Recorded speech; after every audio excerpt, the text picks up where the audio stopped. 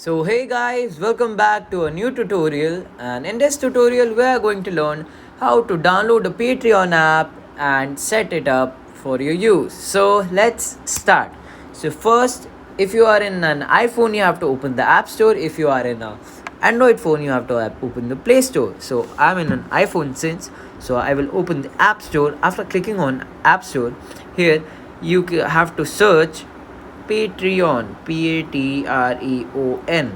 Okay, now since I searched Patreon, there are several options, and I have to click on this Patreon Entertainment tab. Okay, now I will click on the cloud option to download it. Let it load. What's new? Version 8.6.30, bug fixes and performance improvements. Now, since my internet is very fast, it has been downloaded. Now I just need to open it. Okay, now the Patreon app has been launched and it's saying me how do you want to log in. So I prefer Google. I'm gonna log in, or you can set up your email manually, or you can log in by Google itself. So I am clicking on Google. Yes, I want to log in with this. Okay, now I'm just gonna click on my account and it's loading. Okay, Patreon would like to send. Okay, yes, allow.